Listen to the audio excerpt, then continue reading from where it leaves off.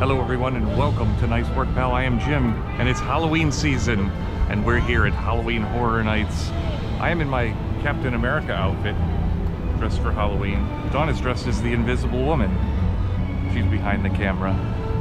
Her costume was easy to make, but the material was hard to find. Anyway, the scariest thing about Halloween Horror Nights, we don't have an express pass, and the reason is because for a family of 4, it was like $1,000 extra. We've got to try this without the express pass. That's going to make some challenges. We've got some strategies, but this is our very first time coming here, so hopefully we'll give you some tips for some future visits. Let's do it.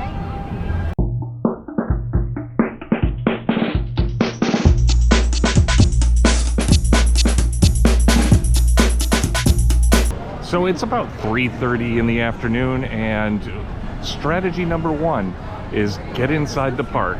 We are annual pass holders, so by being in the park, we will already be in the middle of the park when it's time to switch over to the Halloween Horror Nights. We've heard that will give us early access to some of the haunted houses, which those are the long lines we're trying to avoid tonight. Okay, we got to the head of the Stay and Scream line, and then we got let into this area over here, and we have a little time to kill, I think, but the line has since backed up to pretty much where we walked in, like over by the Minion area. So it really, everyone's really collecting. 3:30 was not early. At 4 o'clock, we are in line for the Stranger Things Haunted House. This is one of the more popular ones, and we're probably going to be sitting here for about an hour and a half before they start letting people in. So, yeah, we're going to wait in a long line anyway, but at least this is bonus time, I guess. So the one nice thing is standing in line for a good long while gives us time to look over the map and drool over the food that we might find. They also have survival tips. Come early and stay late. That's a good survival tip. That is, we're doing that. Wait times are longest in the middle of the evenings. Get the original content houses first. Okay, well, a few minutes after 5, and we can see that they have opening times listed in the app for all of the haunted houses. Only Stranger Things and Dueling Dragons actually start at 5:15. The rest are all 5:30, 5:45, 6 o'clock. And Chucky says virtual line. I don't even know how that works because there's no directions in here for that. But we'll figure it out. Okay, so it's like, I don't know, what time is it? It's like 5:30, and we've already been through the first haunted house, so kind of a good strategy to be here ahead of the opening. There are so many people here, though. The line just goes on for miles. It's going to be a long night, but it's not even open yet. We're going to go get in another line. So 5:40, we've already been on Dueling Dragons now. It said 15-minute wait, but it was pretty much a walk-on. So it's still not even 6 o'clock yet. We're gonna probably get in another line before 6 o'clock. So, Dueling Dragons, pretty good. I can fully understand it, but a lot of things jumping out at you, scaring the pants off you. Up ahead, we can see they're preparing for the opening ceremonies when they let the crowds in at 6 o'clock. We'll be heading to our third haunted house. 25-minute wait for The Exorcist. Some point tonight, this is gonna all be full. That's gonna be crazy. Okay, it's just a little after 6. They've let everybody in, I believe, because there's a lot of people coming up the street and all the scare zones seem to be going. We're hitting our 4th haunted house. We're going to Yeti. So far, I think The Exorcist was the scariest. So Yeti was good, but it took a while because everybody's in now. But the good news is it's 7 o'clock and we got through 4 haunted houses already. We're doing great. All right, here we are in our first scare zone. Music Fest 69. Hi. Your turn! That bus does not look like it's in good shape. what's going on in here. I haven't the foggiest. It is very loud here, but it is so much fun. But I suspect the other scary areas will be a little on the darker side. This is more like a party. Here's one of the Fedra booths serving delicious cordyceps corn dogs. And also twisted taters. It's the cordyceps corn dog. This looks like a Last of Us staple, would you say? It's from Fedra, our friends at Fedra.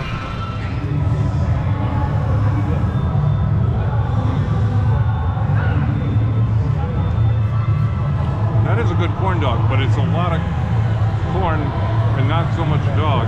It's way in there. But there's a lot of food here. Okay, we also got our twisted tater. This has got some garlic parmesan seasoning on it. They had all kinds of choices of seasonings, but they were all like powders.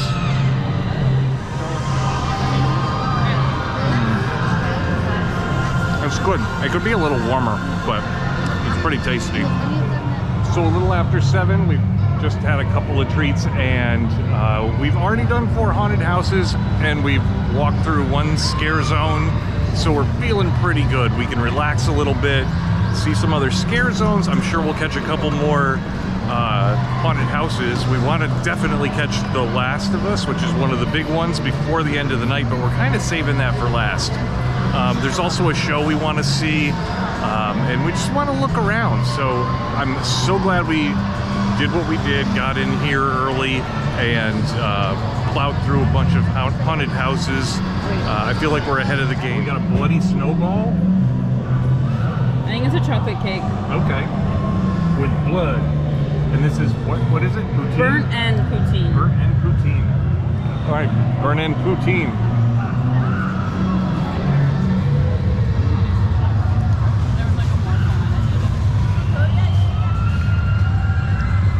I like it. Ariana wasn't a big fan. The meat doesn't seem super, I don't know, it's almost like hamburger. Salisbury, is it vegan? Oh, okay. Well, it's good. Good flavor. A lot of onion flavor, I think, in it. Meat and onion with the fries. I liked it. Oh yeah, that's some chocolate. All right, chocolate. Bloody snowball. Bloody brilliant. It's got some coconut on the outside. It's good. We're now entering the Shipyard 32 Horrors Unhinged Scare Zone. But I don't really know what that means. I guess we're going to find out what's lurking down here.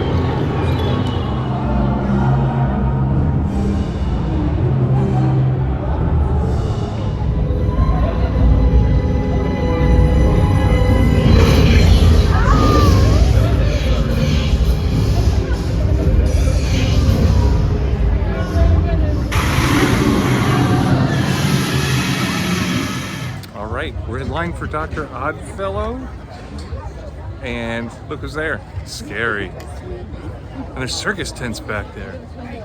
This looks like fun.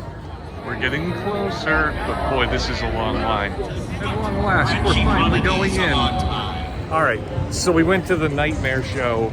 Honestly, my biggest hope for it was that we'd have a chance to sit down for a half hour. And I thought it would be a theme park type show. That was the most amazing production I think I've ever seen at a theme park. There was magic, there was fire, there was dancing and choreography and pyrotechnics, and that was the most adult show I've ever seen in a theme park. All right, the peanut butter burger, as good as it looks, is a little on the small side.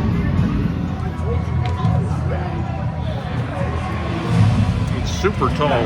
It's hard to eat, but first bite is very good. My friends, you are enjoying your night, are you? Have you seen all the things that need to be seen? Have you traveled in darkness? Come now, friends. Who wishes to make a deal with Dr. Oddfellow? Don't be afraid. I've come to save you from your miserable mortal lives. So, The Last of Us has gone down to an 85-minute wait, and it's like 12:30 in the morning. We're probably going to get in this super long line because this is on our must-do list, and this is going to be the last thing we do. I kind of doubt it'll be worth it, but we'll see. All right, that's going to do it for us tonight. Dawn, how did we make it through this day? This was one really long day. It was a really, really long day. It's a good thing we slept in, or else I don't know if we would have made it this long. It was crazy. So the whole point of this was to see what we could do without an express pass. And we were pretty successful, but it required us getting here in the afternoon. And by 3:30 in the afternoon, we were already in line to get in for the Stay and Scream. And then by like 4:30, we're getting in line for haunted houses. We learned a few things. Number one, we needed to be that early, or we were not going to be near the front of the lines. Number two, the haunted houses opened at different times. Stranger Things was opened at 5:15, and we did not know that until we looked at the app at like 5 o'clock. We saw that they had opening times. Number three, it was totally worthwhile getting in to do the Stay and Scream because we got through like 3 houses before they let people in the main gate. At least. I think we were heading to our 4th when we were saw heading them towards coming. 4th, yeah. And as soon as we hit that 4th house, the line got a little longer. Yeah. The houses, by the way, were fantastic. Fantastic. They did a fantastic job. It's the best houses I think I've ever seen. Yeah, and everybody seems to be, everybody knows what the most popular ones are. Stranger Things, The Last of Us, Exorcist, they were great houses, but really, every house we went in was pretty well done. I think everybody got scared at different points because somebody jumped out at them or whatever. Like I got startled probably 2 or 3 times in the Yeti house. But all in all, we got like 7 houses done out of 10. At one point, we thought we might get all 10. And then we got stuck in a crazy long line. It was nuts. I didn't think we were going to do 10. Yeah. The surprise of the night was the show, the show was fantastic. We get so hyper focused on haunted houses that you wonder about the other things going on there. We saw the Death Eaters in Harry Potter World. We saw the stage show, which was like blow you away, amazing. I was not expecting that show to be that awesome. Yeah. And apparently from what I've read, like that, it always usually gets good buzz like that. So now that I've seen it, I can verify, yes, it's a don't miss, I think. Wish we could show you some things, but there's no filming on these things. Yeah. Universal's pretty strict about where you can shoot, so there's not a lot to show you. But there's a lot of stuff going on, a lot of scare zones. They're really cool to walk through, and just it's really quite a spectacle walking through the park when it's all decked out for Halloween. But yeah, so much to do, so little time. There till 2 in the morning just to get what we got done. What do you think about Express Pass? It was for a family of 4. It would have been an extra $1,000. I think we could have used it, and then we could have done them all. So if you want to do it next year, Jim. Well, we're gonna have to save, and I'm gonna have to buy the tickets and try to forget that I did it because it kind of makes me a little ill, but these are the things we do for fun. So we hope this has given you some strategy for future Halloween horror nights. This is really just like what we could do with what we had, which was we had annual passes that got us in early, but we did not get Express Pass. And we managed to squeeze quite a bit in. But if we hadn't had the annual passes, the evening might have been a struggle. Yeah, I don't think we would have gotten through so many houses if we didn't have have early entry. Yeah, so do with that information what you will. Best of luck to you if you go to Halloween Horror Nights. It was a lot of fun. Absolutely. The food was pretty interesting too. It was, yeah. And I will say that I think I was worried that it was going to be hard to get food because I heard there might be lines for that too, and it really wasn't that bad. No, it wasn't that bad. We got food and drinks, and people talk about how expensive Disney is. Universal exceeds that. I think that's a whole nother video, and I know theme parks are pricey, but I think people unnecessarily slam Disney, and everybody else is just as expensive. Everywhere. Busch Gardens, Six Flags, SeaWorld, Six Flags. All of them, yeah.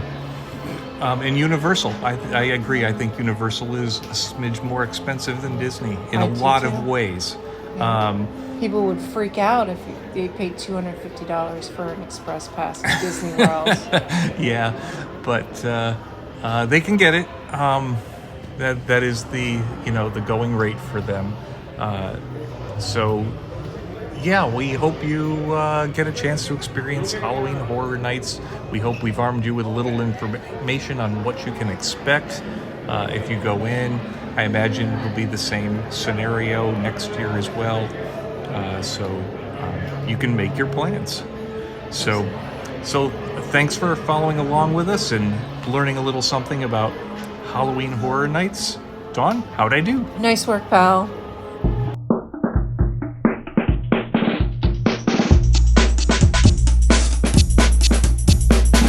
Yes, as you can see, I've made the big Universal ball stop spinning.